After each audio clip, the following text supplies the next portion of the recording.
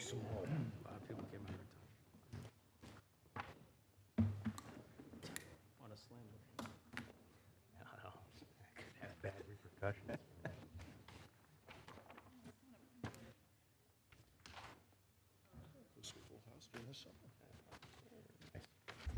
All right, good evening, everyone. We're going to call the meeting to order. July 9th, 2024, Bridgewater Township Zoning Board of Adjustment. Specifying the time, place, and manner in which such notice was provided in accordance with the Open Public Meetings Act, NJSA 10:4-6. Specifically, on January 9th, 2024, proper notice was sent to the Courier News and the Star Ledger and filed with the clerk at the Township of Bridgewater and posted on the municipal bulletin board.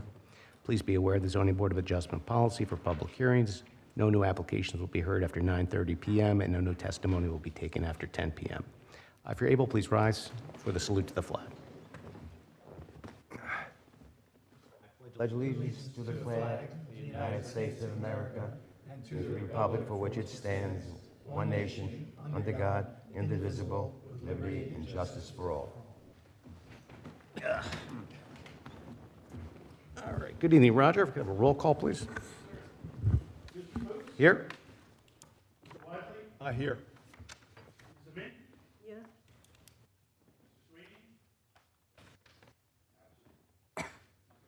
Here. Here. Here. Here.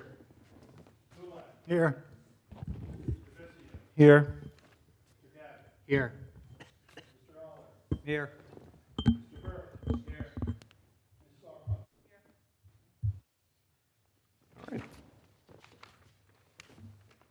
All right, at this time, I'm going to open up the meeting to members of the public that would like to speak on any land use issue that is not on our agenda this evening.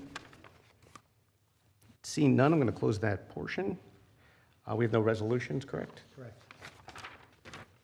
All right, land use development applications. Why don't you take us through what's being continued and what's being dismissed, and what we have tonight? Yep. So we are continuing to carry the CX Towers application, currently carried to July 23rd. I don't anticipate it's going to happen, but whatever that new date will be on new notice. We are carrying Bridgewater Realty 2 LLC, which is a Starbucks matter that is scheduled to continue on August 27th without further notice. The application filed by 1200 Route 22 Land Investors and 1200 Route 22 LLC Holding is being carried without further notice to August 13th. And the Belly Holdings LLC matter is now adjourned until December 10th. That applicant has decided to combine its use variance and site plan application, so they're engineering the site plan and will submit a site plan application. I have a legal question with that. Will they have to resubmit for completeness with that as basically a new Yeah, application? the site plan will have to be deemed complete for them to do that.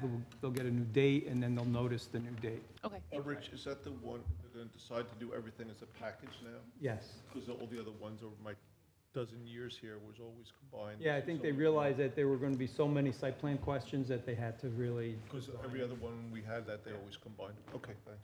Yeah, All right, that's the list. thank you, Rich. That leaves us with 16 Wexford Way. Good evening. Come on up. Now, I am told that we have no electronic connectivity, unfortunately, so I apologize for that. Hopefully you have some paper documents you can show us. I think the drawing sets are with you, and I do have an exhibit which I'll give it to Can you talk into a microphone, please? I can't hear you.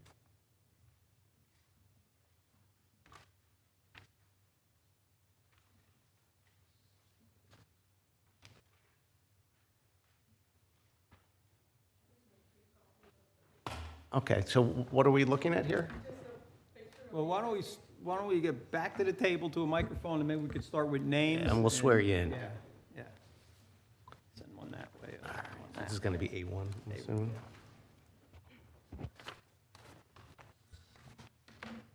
Good evening, can you hear me? Yes. Okay. Good evening, everybody. My name is Ruchi Dhar. I'm here today as a licensed architect representing my client, Ramnath. I have a Bachelor's of Architecture degree, and I'm NCARB certified. I hold an active license in the state of New Jersey, Maryland, and New York. I've testified before many zoning boards in New Jersey. My professional address is 81 Falcon Road, Livingston, New Jersey. Is your license in New Jersey current? Yes, it's active. And you're going to be providing testimony, and you want us to accept you as a architect? Yes, Okay, yeah, we'll accept those qualifications. thank you. Then would you stand and raise your right hand? Will you be testifying also? Why don't we, you may, so let's give it a shot.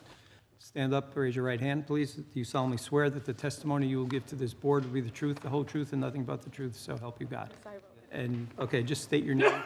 State your names for the record, please. My name is Ruchi Dhar, R-U-C-H-I, last name D-H-A-R. Thank you.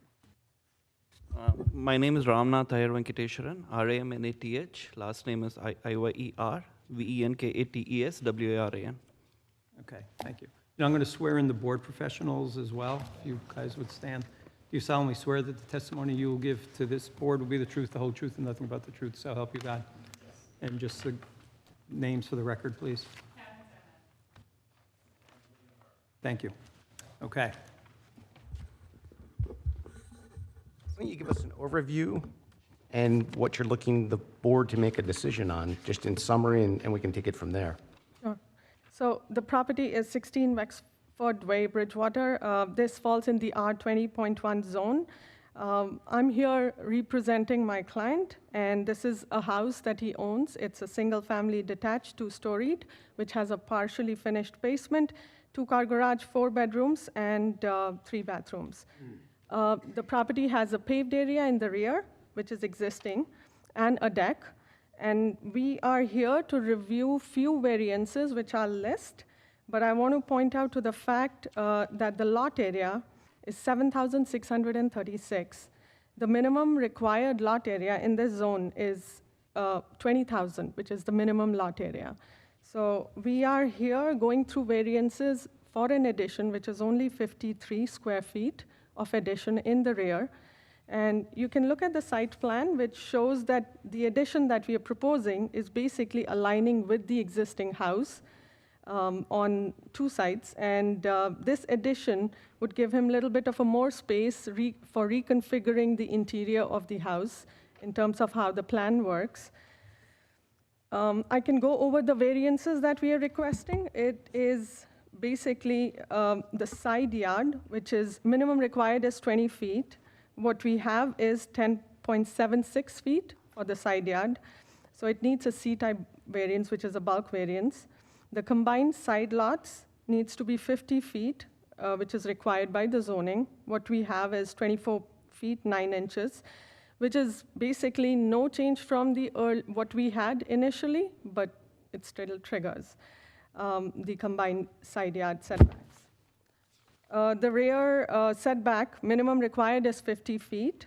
Since we are doing a small addition in the back of the deck, in the deck, which is a 4 feet extension to the deck, we are basically left with 42 feet, 7 inches of rear setback, which triggers the bulk variance C-type because of the deck. FAR is another reason why we are here. It's a D4 variance that's getting triggered. The existing is 3,259 square feet, which is 0.42% of the site area. The minimum requirement, the maximum requirement is 0.35 of the site area. So we are, with this 53 square feet of addition, we are making it 0.43%.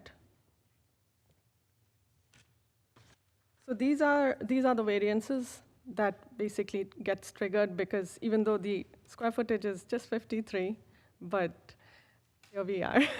Question? Yes. Yeah, on the minimum rear yard setback, it's listed as proposed as 42 feet, 7 inches, and it says variance required. Now, you said something to do with the deck, so should that number be changed to include the dimensions for the deck? So 42 feet 7 is to the deck, because we are extending the deck by 4 feet. required is 50 feet, that must be there. So we, with the extension to the deck, we are creating a rear setback of 42 feet, 7 inches. Then it's under 50 feet, which is the required, so why do you need a variance? No, it has to be less than 50 feet is the minimum. You're looking at the opposite. Oh, right, all right, my bad, sorry, thank you. No problem. It's 56 now, so it's Yep. 42, which is under 50. Got it. I would quickly like to go over the special reasons why we are here. One of the reason is the lot is way, way undersized for this property. The minimum lot size should have been 20,000 square feet, and we only have 7,636 square feet.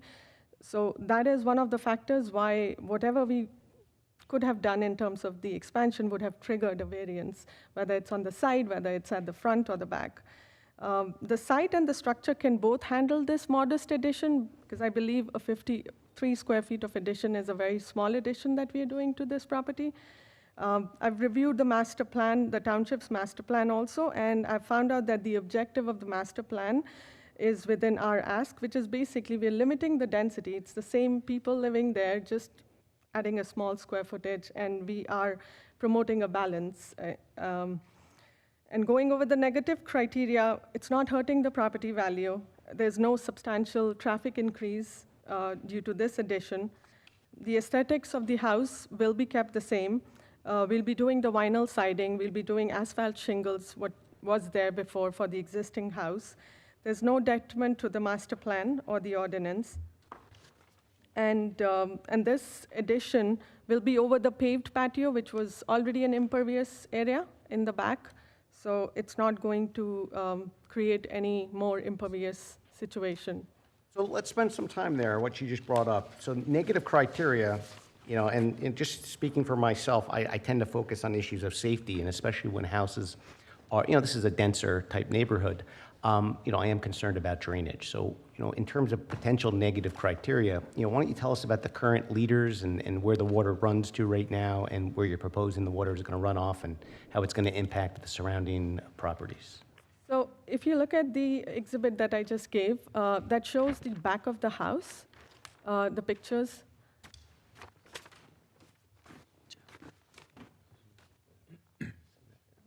And it's a paved area at the back, which we are only taking away 53 square feet of that paved area. So already it was considered as an impervious area. And our one-story addition is built in that portion. We're not adding the square footage to the lot coverage. The leaders would drain towards the back of the property, not towards the side yard or towards the neighbor. So I don't think that this would create some kind of a drainage issue at the back, considering the square footage of this. Is the property sloped at all? Is it sloped, kind of get the east to west? So The back looked to area me it is was pretty sloping towards flat. the street. It's pretty flat. It's slightly sloped towards the sides where we have a couple of shrubs. And if you look at the picture, there are like a couple of shrubs next to the deck. So when we extend a 4-feet deck addition, those shrubs will be taken out and then replanted. Like we'll just move them 4 feet further towards the backyard. How about the downspout leaders? What's going to happen with those? Those would be directed towards the back of the property.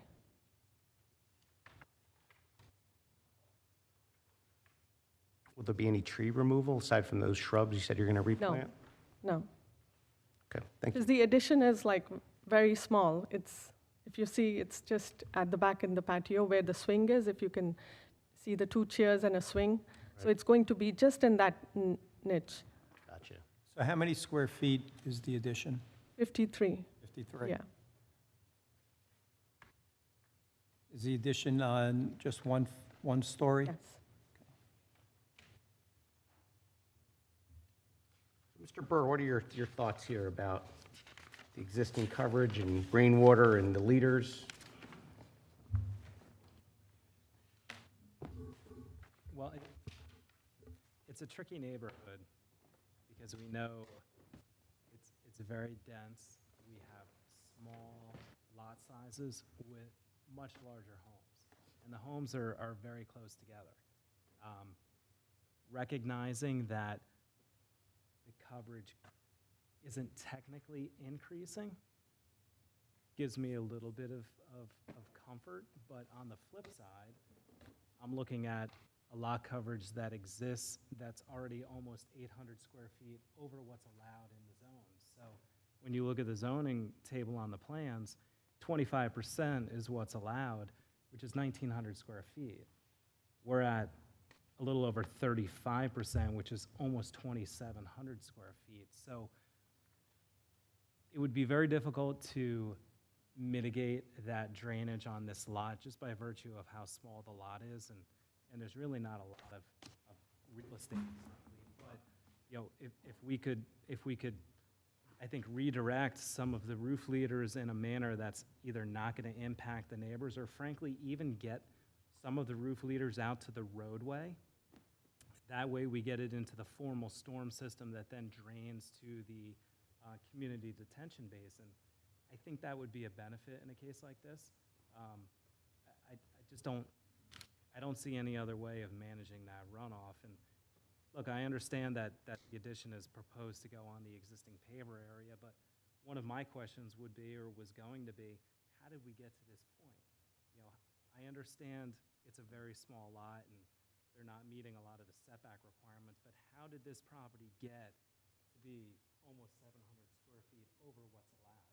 Right. And I don't know the answer to that. I don't know if it was done under a prior owner. I don't know if over time this property owner has, you know, just put some walkways in or some patio spaces to, you know, to make the property more enjoyable. But if there is a way, particularly the front area, you know, I think that's something that should be considered, is maybe getting those roof leaders from the front of the home out to the street where it could then be properly managed, because right now it spills off and it looks like it goes to the property to the south or to the right. I don't know if they have any issues, but it's something that the applicant should take a look at. Is that something you'd be open to with the leaders? I also want to check with him that what has been the current, like, has he, with the storms and everything, has it been an issue lately? The rainwater and all, does it That's not get, been an issue.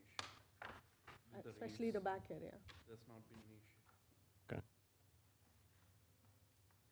What we can do is basically redirect the leaders towards the front, Okay. because I do see that the interlocking pavers are part of the impervious area, although they, when rain falls on them, the water seeps down into the ground and seeps down there. But since it's a part of the impervious coverage, I mean, one of the options I was thinking of, maybe a part of the asphalt driveway, we can convert it into impervious, into interlocking pavers, but I think that won't help us, right? It's still considered an impervious, part of impervious coverage. You're not going to get much Yeah. relief doing Like if I that. give 50 square feet of asphalt driveway into interlocking pavers, that won't help us.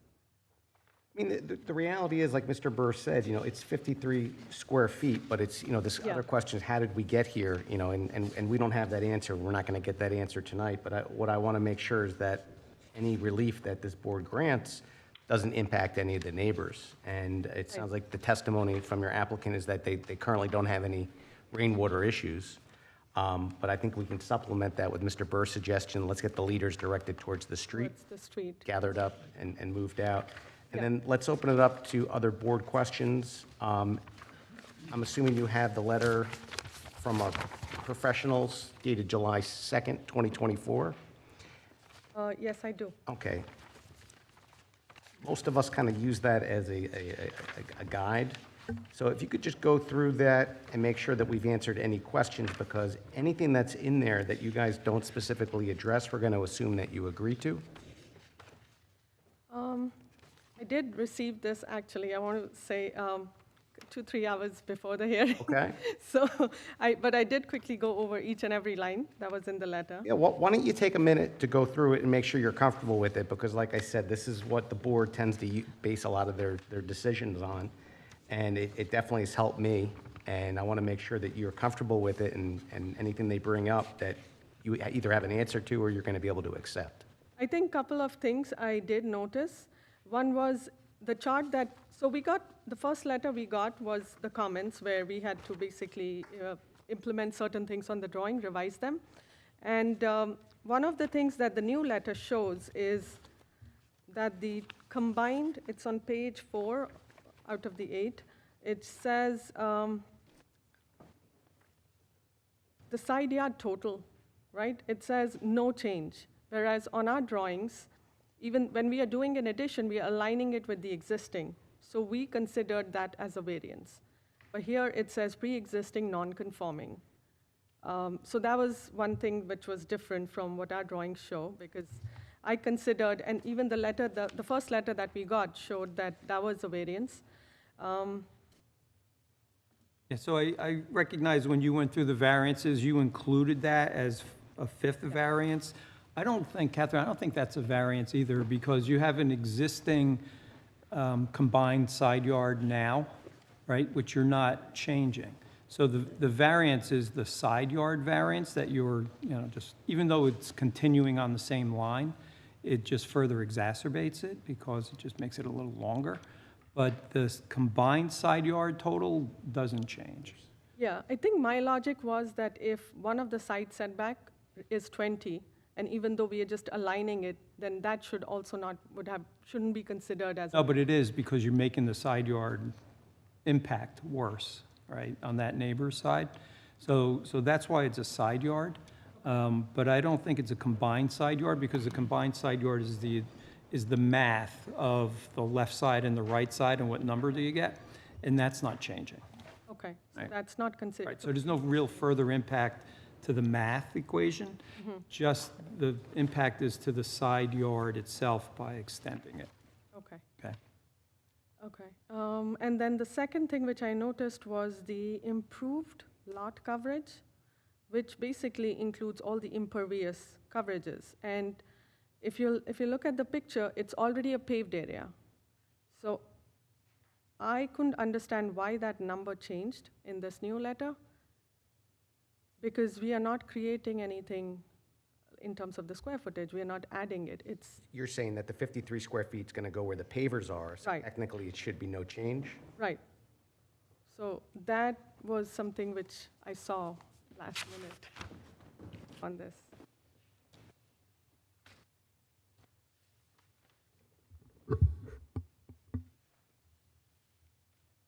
So I don't, the original letter she's referring to was the completeness review. When we were going through completeness, there were certain ways that the plan showed variances or tagged variances, and so there was a little bit of, it's a little bit confusing, probably because there's so many pre-existing nonconformities, and probably because even despite the kind of de minimis nature of the addition that's being proposed, there's still a lot of variances attached to it. So there was a little bit of confusion.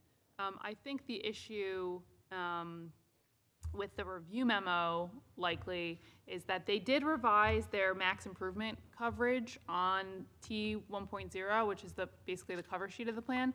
And when I was writing the review memo, I had actually looked at my old set of plans. So I was basing it off of the old table, which is why it shows up as a pre-existing nonconformity at 34.5%. But when it was revised, it basically shows it's the same amount of coverage.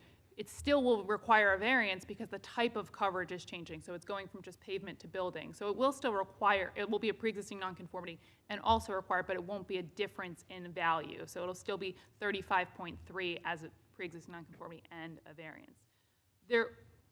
While we're on this topic, and I hope that clarified things for the board and for the applicant, there is a discrepancy between the survey that was provided, which is dated February 2024. And if it was older than that, I might say maybe that's why, but it's pretty recent. And the plans show a very different configuration, not very different, but a different shape configuration for the patio pavers in the back. And we just wanted to clarify if that was an accurate, on the site plan essentially, if that was an accurate depiction of the coverage, because it does differ from how it's shown on the survey, as well as the interlocking, what's noted as the interlocking paver patios, pavers to the shed, the walkway to the shed.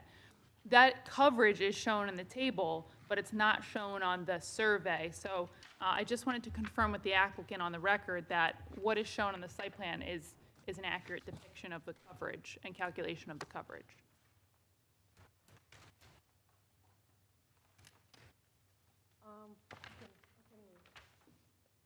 mean, that's something which I'll have to double check, and I don't have the computer in front of me right now, but I can always get back on that. As it is, it's a variance, and if any square footage does get affected, I'll inform the zoning board. Will that be okay? Catherine, how much difference do you think we're talking about here in the pavers versus the survey? It's hard to, it's minor. If anything, I think maybe how it's shown on the site plan might be more, because it's more squared off than it is curved. But I think my issue is really just that there was a difference. So how do we reconcile that? And I really just wanted confirmation from the applicant to say, you know, our site plan is accurate, and that they can testify to the truth of that, and that's the confirmation I'd look for. But because there is a discrepancy, that's where I couldn't tell you, I couldn't eyeball it at all. Is it something you want to take a timeout tonight and come back another date, or is it something? Well, I think the applicant and the board can proceed, but as the applicant, as she just noted, it would require, if there was a deviation that was exceeding what they did get, if they do get approved for the variance relief for the coverage, then they'd have to come back to the board, and that's proceeding at their own risk there, that this could not be, you know, maybe tied up tonight, that they could have an open end there. Rich, what are your thoughts there? I think we could proceed with the 35.3%, right? And so you understand what she's saying. If for some reason, when this is checked, if it's higher than that, you'd have to come back, or you'd have to do something to reduce that coverage. Sounds good. Okay. Yeah, even if it's 2,696 square feet, it would still require coming back for the board. You're okay with that? What number? I I'm need, saying even if it's I was just saying that you have 2,695 square feet. yeah. If it's 2,696 square feet, you'd still have to come back to the board technically. For the walkways, I do want to mention that we base it on the survey. The survey is the one we base, because obviously we measure the building, we don't measure every walkway. I mean, so I do want to go back and recheck the property survey done by a licensed surveyor. Okay. And if there is a difference from what the latest survey shows, if it's more than 2,695, then we'll come back and inform the board. So we'll use the 35.3 number, and we'll Yes, continue, and let's if go there's with going to be a the deviation? 25. Yes, let's go with the variance. All right. I feel comfortable with that, too. All right, great. And we were going through the review letter, and those were your 2 points that you brought up. Are there any other issues that you want to comment on and let the board know that you don't agree with, or you want to provide more information to the board on any of these matters? One of the other things which I read in the application, it was about a concern about the exterior lighting.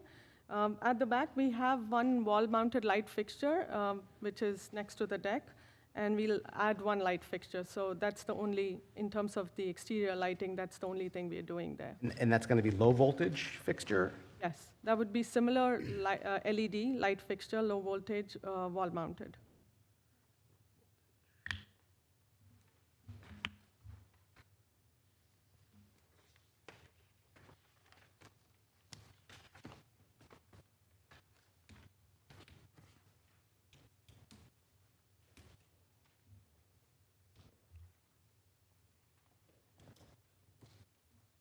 All right, are there any other board questions before I give it back to our professionals? I just have one question. In the miscellaneous comments, it says a compliance report should be submitted. Is that a rest check that the board is looking for? That's the reso compliance report. Rest check? We have specific procedures for resolution compliance, which include the submission of a compliance binder, essentially. If you are approved, then you'll work with our Land Use Secretary, Nancy Probst, who will work with you on the compliance binder and the compliance report. Thank you. Mr. Chairman, I do have a few questions. First, underneath the deck extension, what material you're proposing below the deck? It would be similar to what's existing. It's a wood deck at the back. So we kind of would have to match the same material and extend it. It would be pressure-treated wood. Okay, and you leave just dirt below it? I'm sorry, yes. Dirt below the deck? The site plan shows a walkway to the shed. but the survey does not show that.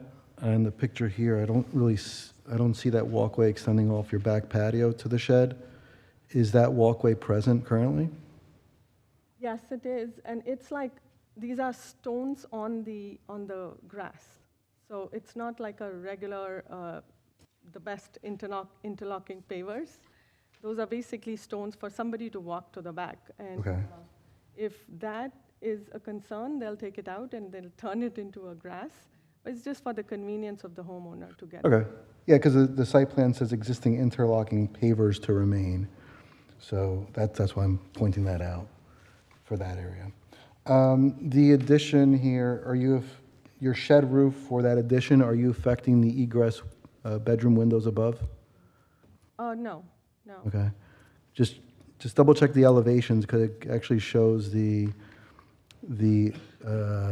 eave height lower than the second floor joists. So it'd be a little bit higher in your elevation, your side and south elevation. So we are not touching the windows upstairs. Okay. So technically, every bedroom should have one egress window, and it's way below that. Mhm. So, I mean, is that the concern that the? Yeah, just make sure you're not affecting those windows because I think your elevations might be. I mean, just double check the elevations. Make sure we don't want to affect those egress windows. Okay. And actually, the last question I have is actually for the board professionals. The letter here from the planner and the engineer identify the existing rear yard setback as 56.18 feet. There should have been a footnote to that effect that was similar to the plans that showed that's to the building. Okay. So the deck, it's approximately 4 feet more than what's being proposed right now, which is 46 and a little over, 46 and 7 inches. Mhm. So it is a pre-existing nonconformity, the deck, Okay. proposed in a variance condition. Okay. Does the owner know if was the deck added as part of the original construction of the home?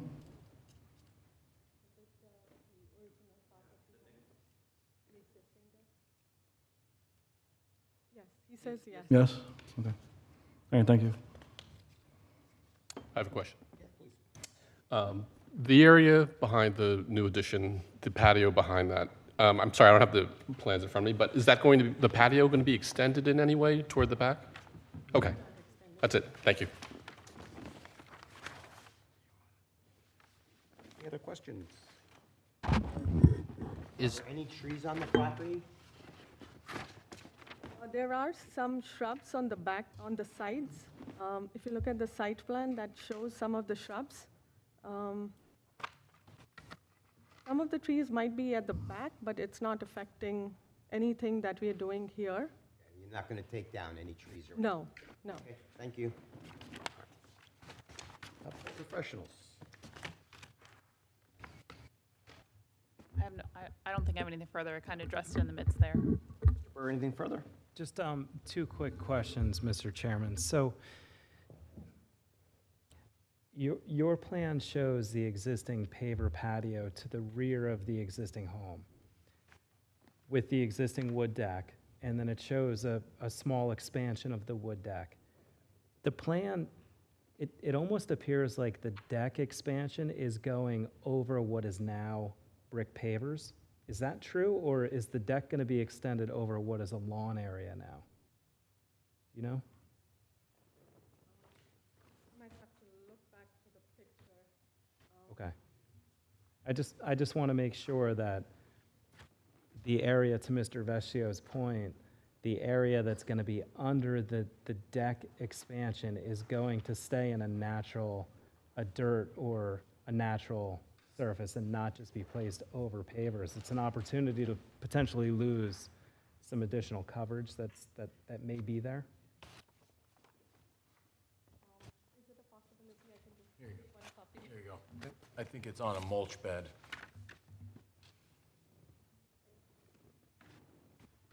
I didn't see the picture, that's why I asked. So that's the back. This is extending 4 feet. It's lining up with, that's the Understood. portion. So Does that answer? it does. So according to the photos, it looks like it's a mulch landscape area now. Yeah. So if that's the area that's going to be covered by the deck, what's Right. underneath it will stay mulch. Yes, Okay, mud and mulch. that was my question, okay. And the other question is, you mentioned there's going to be a new exterior light installed? Yes. I didn't catch where that was going to So go. this is the existing. This So is there- where we are putting the new one. So there's an existing light Yeah, at the existing French door or Right. slider, you're going to put one on the other side of it? correct. Okay. LED light, yeah. And low voltage, and in your opinion, will not have any negative impact to the neighboring property? Correct. Okay, It's mounted light, low voltage. very good. Thank you. Thank you, Mr. Chairman. Thank you. Yeah, please. And the side yard setbacks, is that from the main structure or any auxiliary structures? A question for me? Yes. Anybody? The side yard setback, the minimum one is 10.76. It's to the existing building. And then that's the same to the side deck addition that we are doing. I'm just curious, because I'm looking at the shed, and it says it's a little over 6.5 feet to the property line. I'm just saying, does that have to move? Is that okay? I don't have an answer. I believe the side setback for an accessory structure is like 3 feet on the side and 3 feet to the back. So we have more than that. Really not, Mr. Chairman, I'm not really sure. Catherine, what's the accessory structure setback in this zone?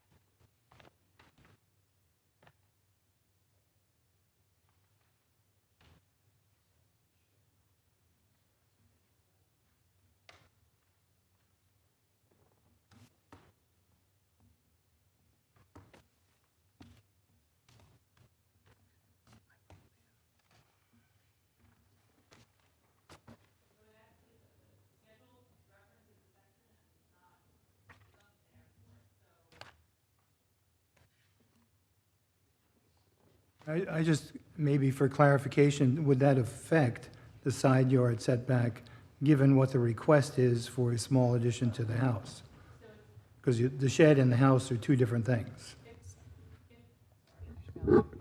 The shed, if under 100 square feet and less than 8 feet in height, is allowed to be 3 feet from a side or rear yard property line. That shed is 49 square feet. I don't know what the height is. I'd defer That to shed was pretty small. I was there before the meeting. I didn't measure it, though, so, I mean, could you tell us it's less than 8 feet in height? I do believe it's a prefabricated shed, a small shed. All right. You okay? I'm good. All right, thank you, sir. Any other board questions or any comments, board professionals? Rich? I just have one question about the deck. The deck is going to be expanded. It's going to be expanded, and the surface underneath is going to remain dirt for all intents and purposes. There may be some mulch that it covers. But that deck is considered a structure, and that's why you're concerned about the increase in the coverage or the decrease in the rear yard setback? Well, the deck itself is considered a structure and would have to comply because it's attached to the principal dwelling. But from a coverage perspective, our ordinance does not consider decks to count towards the coverage as long as the underlying surface is a pervious material. Okay. So if it was decorative stone or dirt, lawn, you're not gonna have lawn under a deck. Right. You know the point. If it's Sure. a pervious material, the deck itself doesn't count towards the coverage. Gotcha. It still would count, or you'd still have to comply with the setback distance from the property line. Gotcha. Thank you. Mr. Burr, just to clarify, having stone below the deck, pea gravel, what could be considered an impervious surface? No, actually, our ordinance does not consider decorative landscape stones to be impervious. So if it was landscaping, gravel, or stones under the deck, that would, according to our ordinance, be okay. I just want to clarify something. If there's a block of stone as pavers, like not interlocking, but just stones for creating a walkway, would that be part of the impervious coverage?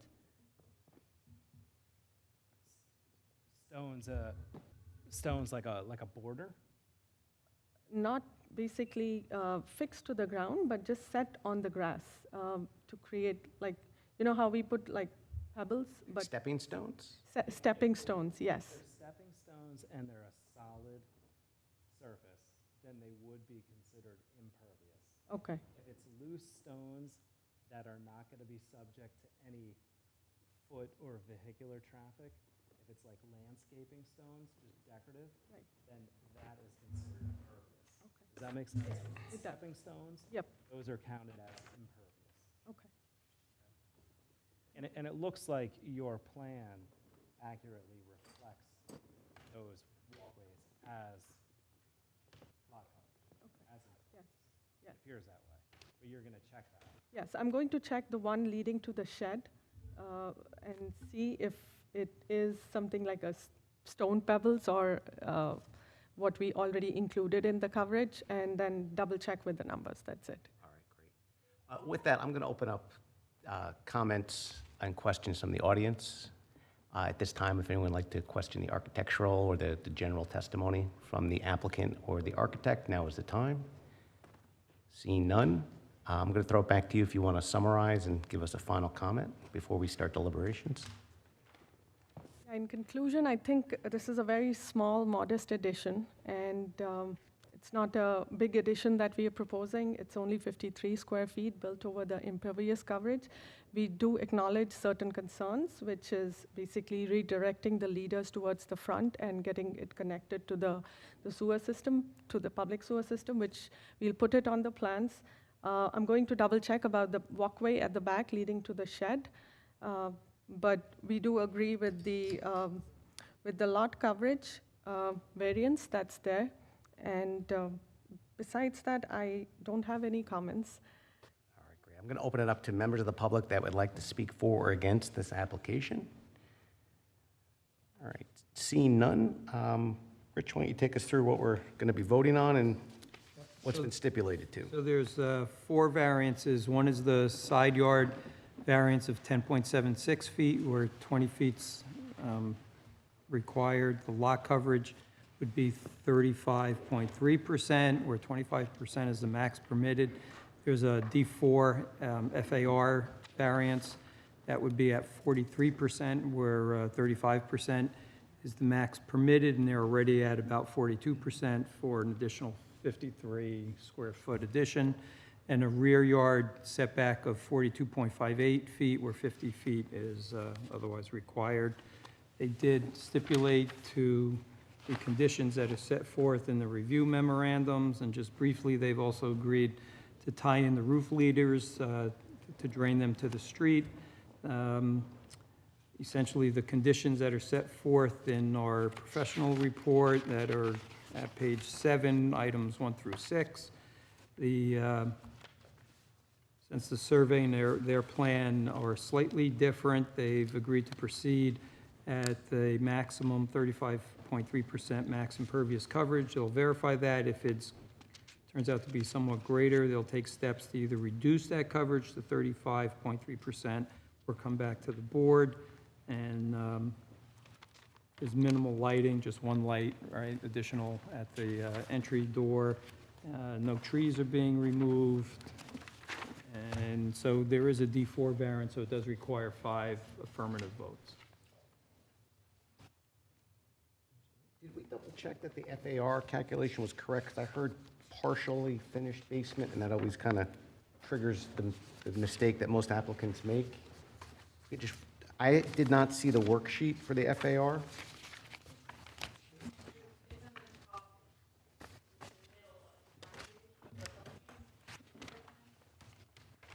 So the section 3 of T 1.0. Okay?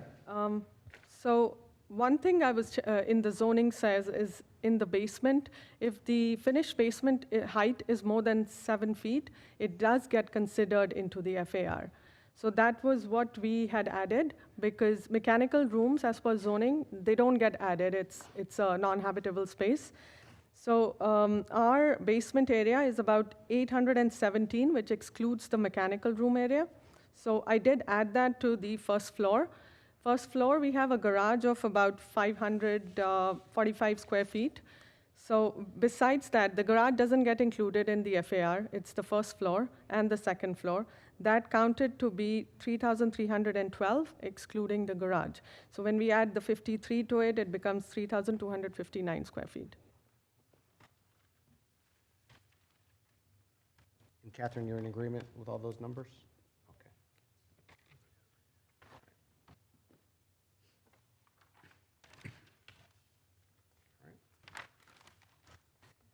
Okay.